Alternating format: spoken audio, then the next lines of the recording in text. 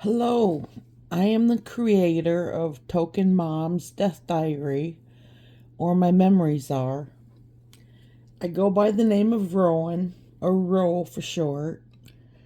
My father deliberately tortured my family, but this is a memory about what horrific thing I did at 5 years of age to an innocent woman, an unwarranted victim, and witnessed the results of my behavior inflicted upon my mother. I will never forget the blood-curdling scream that escaped my victim's throat at what I had done to her. It was a weekend, and the fair had come to town. My father thought that I should face my fear of heights and go on the Ferris wheel with him. It'd be a special bonding moment for daddy and daughter. At least that's what my mom told me. Everyone was excited to go, but I had a case of the bubble guts. I swear my farts were noxious green gaseous bombs. Mom told me to try and go to the bathroom before we left for the fair. I tried, and nothing. On the way to the fair, all 5 of us kids were smushed in the back seat. Sometimes me or my brother would get shoved up in the back window, up and out of the way. I even got sunburned a few times doing that. I need to mention that we were dirt poor. We would go to the fair to watch other people eat fair food, watch other kids ride the rides, and watch all the others play games, seeing what toys they would win. If we were lucky, we received 1 ticket from Mom to ride 1 ride or to play 1 game. I would also like to note that being poor, I would inherit my brother's hand-me-downs until I outgrew him, which was when I was about 8. I had recently been the recipient of his old sneakers. They were a couple sizes too big, and they didn't even have shoelaces. I remember I had to scrunch my toes to keep them on, and they would pop on my heels as if I were wearing flip-flops. All the way there, my guts were churning something unholy within my bowels. The fumes escaping my little bottom were toxic. My siblings didn't dare tease me about it, not my dad in the car. It was always a quiet ride when he was there. 'Cause if not, they would have acted like fools, making all kinds of smart, sarcastic remarks. But instead, my silence was a deadly odor. Thank God the car windows were open. Now, as poor folk, when we went to the fair, we had to park a mile away because we couldn't afford to pay for parking. When we arrived, we hiked to the fairgrounds. My dad took my hand and was basically dragging me. I was trying to keep my butt cheeks clenched, keeping whatever was bubbling up stayed in. He made a beeline straight to the Ferris wheel, and we were next in line. I looked up at my dad and told him I had to use the bathroom. He quickly jerked my hand without even looking at me. I don't know about you, but that hand gesture had several meanings. I figured out that day it meant shut up. By that time, my guts were loudly groaning and gurgling. I don't know if he couldn't hear it or what. We got up to the stand and my dad motioned for me to sit on the seat provided first. I was sort of relieved because at least I would be sitting down holding the brown death inside me. He sat next to me, putting his arm alongside the back of the seat. The carny came up, slammed the bar closed, and off we went, backwards.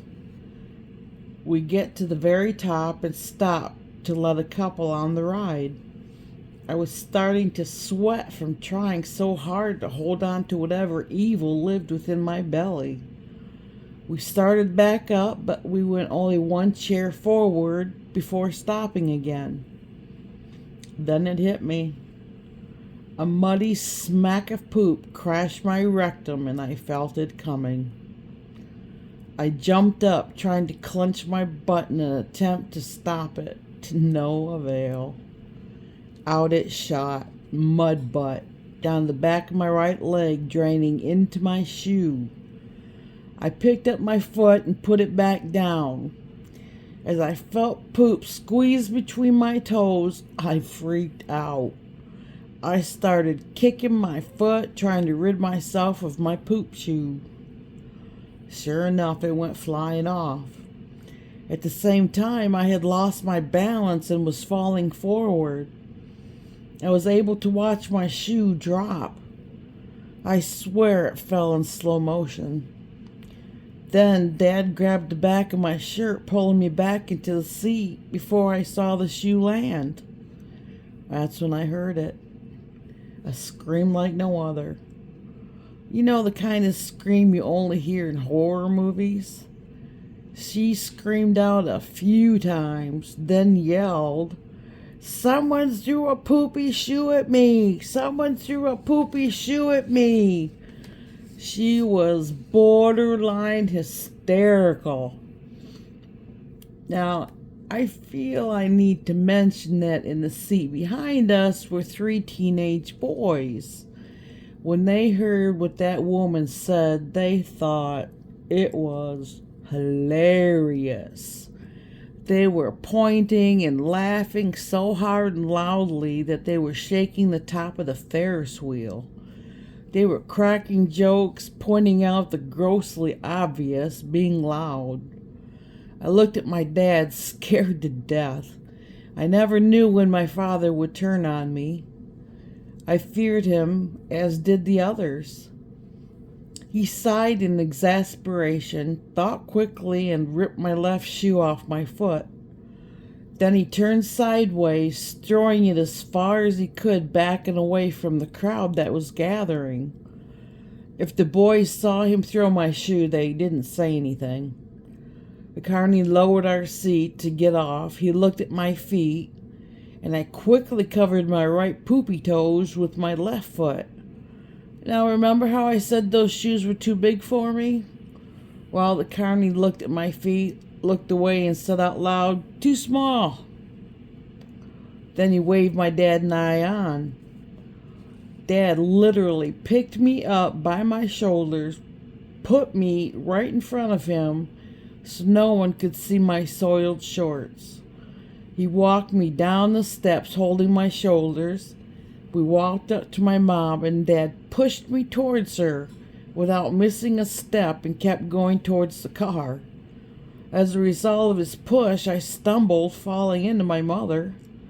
She grabbed me so I wouldn't fall and asked me what the hell happened. So I told her. It was my shoe that hit the lady, and I wanted to go apologize to her. I didn't do it on purpose. Mom looked over at the crowd that had formed by then. Seeing so many angry people, she turned me to look at her and said, "Do you remember when I told you that some people are too angry to listen?" She'd actually said that about my father. She said this was one of those times, and we went to the bathroom. Mom took me to the stall, closing the door. She peeled off my underwear and shorts. She told me to wash my foot off and leg off in the toilet. And before y'all are grossed out by that, back then people felt the more germs you were exposed to would help you build immunity, preventing illness. And, well, we were rarely sick, so I don't know. Anyway, I rinsed my foot and leg in the toilet until clean. Mom was washing out my clothes in the sink. When she finished, she came back to me. She had something to clean me up. She helped me redress, and we went off looking for my siblings. She did not dare leave my dad waiting in the car for very long. That would only make it worse. She let them stay at the fair, planning to pick them up at the front gate at 6 p.m. She and I went to the car. Dad was pissed. I had ruined his plans. Nothing was said on the ride home. When we arrived home, Dad didn't wait until the car was even stopped before he opened the door getting out. He went into the house, going to their room, slamming the door behind him. Mom gave me a bath, put me in clean clothes, and told me to go out to play. I instead went to lay on my bed, gently weeping. After a while, Mom came in to talk to me. She sat on the edge of the bed and told me things were going to be okay. I told her how sorry I was for losing my only pair of shoes. I was scared that I wouldn't be able to attend school without shoes. Mom told me, I will make sure you'll have shoes for school. We'll go to the Salvation Army, the thrift store, Crystal Ray, someplace. I'm sure we will find a pair close enough to your size. I asked her why Dad was so mad at me. He thought when I complained of an upset stomach, he didn't believe me. He thought I was feigning ill to get out of confronting my fear. That was not the case. I'm not afraid of carnival rides. Never have been, not even the scary ones. I ended up taking a nap. Evidently, while napping, Dad had acquired some beer. He was a Stroh's beer drinker. I woke up in time to go with Mom to pick up my siblings. When we all returned, Dad was obviously drunk. Since he was already mad, it didn't take much for him to start hitting on Mom. So we all ran out of the house, piling into the car, waiting for Mom to escape his punches. And we'd sit there and wait, praying to God she'd make it out safely. Soon she ran out, jumped in the car, starting it before she even closed her door. She threw it in reverse as my dad busted out the door. We got away. We had to sleep in the car that super hot summer night, all because I ruined his day. Mom would park behind churches because, one, Dad was an atheist and she didn't think he would look there. And two, she felt God would keep us safe there. That night I woke up drenched with sweat. I said, "Psst," as a whisper to see if Mom was awake, and if not, that wouldn't wake her. Usually she stayed awake just in case my dad showed up. She looked at me through the rearview mirror. I whispered, "I know why he hit you. It's all my fault." Mom softly spoke, telling me it wasn't your fault. Your father didn't believe you. You're not a lying child, so I don't know why he didn't believe you or let you go to the bathroom. All of this could have been prevented, but not with your father. Besides, it's not your fault he's sick in the head. Now, close your eyes and get some sleep. I slipped off my t-shirt that was soaked with sweat. I swung it around my fingers a few times to cool it off, and then I put my shirt back on and snuggling back between my sisters. My brother would sleep up front with Mom. She didn't think a boy should be sleeping with his sisters unless there was no other option. In the morning, Mom would drive home and we'd sneak back into the house. Sometimes when he passed out at night, we could go back home because he was an electric usage control freak. When he was about to pass out, he'd turn out all the house lights. Then we'd wait a couple of hours, and usually Rose, my sister, or Mom would go inside to make sure the coast was clear and we could sneak back inside. As long as the house lights were on, we slept in the car, only to return in the morning, sneaking around. If we woke him, it would start all over again, drunk or not. I just wanted to share that with you, that To this day, I feel horrible about what I did to that woman and can only imagine how I would feel if that were done to me. That is horrible. But thank you for listening.